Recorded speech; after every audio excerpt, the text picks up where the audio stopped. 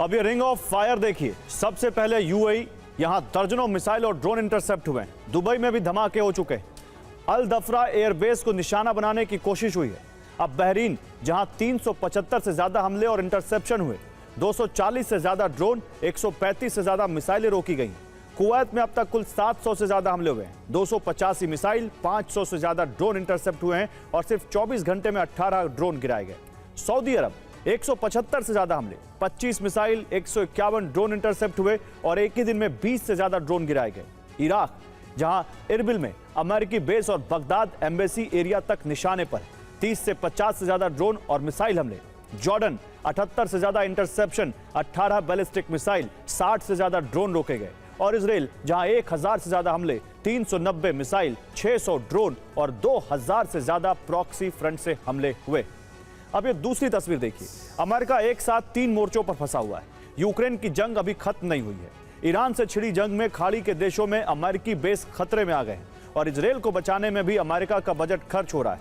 इसलिए super power पर दबाव बढ़ता ही जा रहा है। यूएई में ईरान चुन चुन कर अमेरिकी एयरबेस पर हमला कर रहा है। बहरीन में अमेरिकी नौसैनिक बेस निशाने पर हैं। कुवैत में बड़े अमेरिकी निवेश वाली तेल रिफाइनरियों तक ईरानी ड्रोन और मिसाइलें पहुंच रही हैं। इराक में अमेरिका के ग्राउंड बेस पर हमले हो रहे हैं। जर्मनी की डिफेंस कंपनी राइन मेटल के सीईओ ने साफ चेतावनी दी है कि अगर जंग 1 महीने और चली तो यूरोप, अमेरिका और मिडिल ईस्ट के पास मिसाइलें लगभग खत्म हो जाएंगी। अमेरिकी सेना ने इस जंग के लिए 200 बिलियन यानी 20,000 करोड़ डॉलर की मांग की है, लेकिन कांग्रेस में ही इसका विरोध शुरू हो गया। डेमोक्रेट्स ही नहीं, अब रिपब्लिकन भी इतने खर्च को लेकर सवाल उठा रहे हैं। ईरान से जंग में सुपर पावर को रोज झटके लग रहे हैं। जंग में अमेरिका का नुकसान बढ़ता ही जा रहा है। ब्लूमबर्ग के मुताबिक जंग शुरू होने के बाद से अब तक कम से कम 16 अमेरिकी सैन्य विमान तबाह हो चुके हैं, जिसमें F-15 जैसे फाइटर जेट और KC-135 जैसे रिफ्यूलिंग एयरक्राफ्ट भी शामिल हैं। इसके अलावा 10 से ज्यादा MQ-9 रीपर ड्रोन, जो अमेरिका की निगरानी और हमले की रीढ़ माने जाते हैं, उन्हें भी गिराया गया है। और सबसे बड़ा सदमा F-35 स्टेल्थ फाइटर जेट, जिसे अमेरिका की सबसे एडवांस ताकत माना जाता है, वो भी इस जंग में नुकसान झेल चुका है। यानी तस्वीर साफ है, जंग अब एक तरफा नहीं, अमेरिका भी इसकी कीमत चुका रहा है। IRGC के सैन्य कमांड ने चेतावनी दी है कि क्षेत्र के एनर्जी इंफ्रास्ट्रक्चर खतरे में है। अरामको संभावित टारगेट हो सकता है और इजरायल उसे जंग फैलाने की साजिश के तौर पर इस्तेमाल कर सकता है। और ईरान के खिलाफ अमेरिका और इजरायल के घातक हमले चौंकाने वाले हैं, लेकिन दुनिया अब तक ये नहीं समझ पा रही कि आखिर इन हमलों के पीछे ट्रंप का मकसद क्या है। क्योंकि कभी वो न्यूक्लियर फैसिलिटी तबाह करने का दावा करते हैं, तो कभी ईरान को न्यूक्लियर हथियार बनाने के करीब बताते हैं। हालांकि इन हमलों ने एक बात पूरी तरह से साफ कर दी है कि अमेरिका को भी ईरान के समृद्ध यूरेनियम की जानकारी नहीं है, जिसकी पुष्टि होती है ईरान में अमेरिका के ग्राउंड ऑपरेशन की तैयारी से। ऐसा क्यों कहा जा रहा है, आइए आपको इस रिपोर्ट में दिखाता हूं।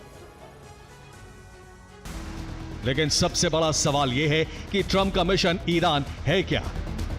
पहला, हॉर्मुज पर नियंत्रण करके समुद्री मार्ग को सुरक्षित करना, ताकि दुनिया की तेल सप्लाई लाइन को फिर से खोला जा सके और हॉर्मुज से लगे तटीय मिसाइल ठिकानों पर कब्जा किया जा सके। दूसरा लक्ष्य है खर्ग द्वीप पर नियंत्रण और तीसरा है संवर्धित यूरेनियम हड़पना, ताकि ईरान के 90% तेल निर्यात का केंद्र अमेरिका के पास आ जाए और ईरान के अर्थतंत्र की गाड़ी अमेरिका चला सके। तो क्या ट्रंप कुछ छिपा रहे हैं,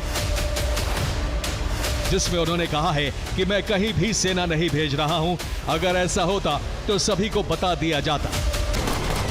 रिपोर्ट यह भी है कि अमेरिका ने मरीन की तैनाती तेज कर दी है। सैन डिएगो से 11वीं मरीन यूनिट रवाना हो चुकी है और इस ऑपरेशन में 2200 घातक कमांडो शामिल हैं। ईरान के गुप्त मिसाइल ठिकाने और ईरानी न्यूक्लियर साइट को तबाह करना।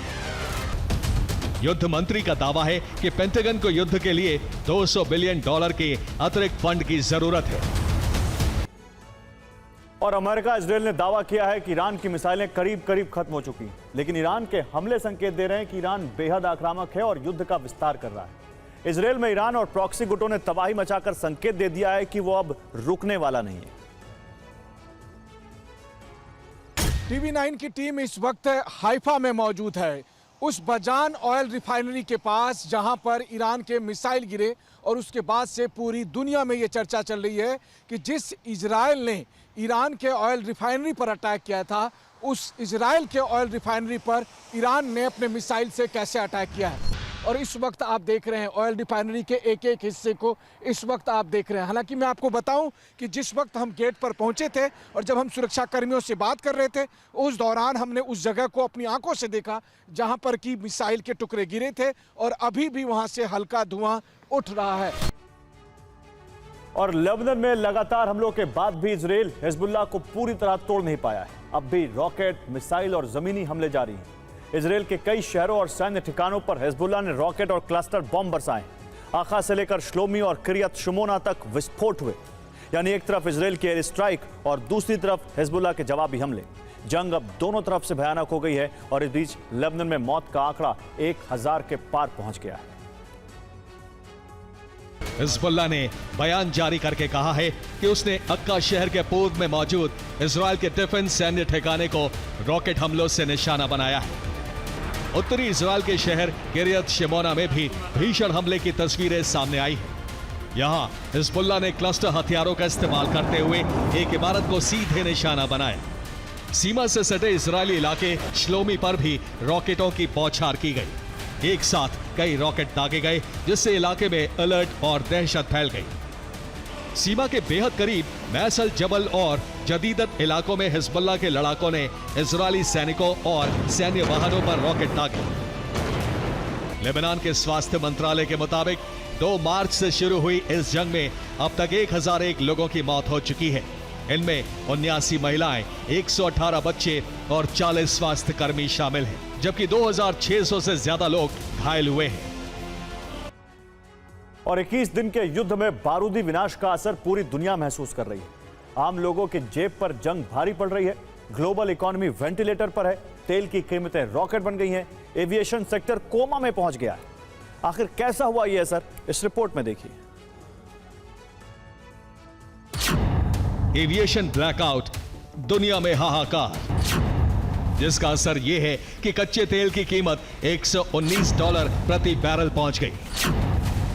एमिरेट्स, कतर एयरवेज और एतिहाद एयरलाइंस के प्रमुख हवाई अड्डे वीरान पड़े हैं। यानी यह युद्ध महंगाई की ऐसी सुनामी लाया है कि केंद्रीय बैंक भी असहाय हो गए हैं। यूरोपीय केंद्रीय बैंक ECB ने खतरे की घंटी बजा दी है।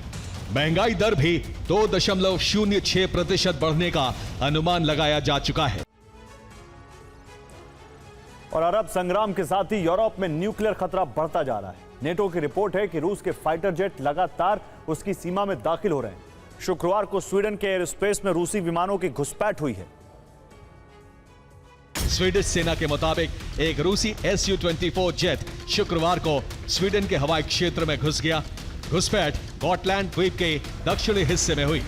स्वीडिश अधिकारियों ने कहा है कि रूसी विमान को बार बार चेतावनी दी गई थी, लेकिन उसने उन चेतावनियों को नजरअंदाज कर दिया।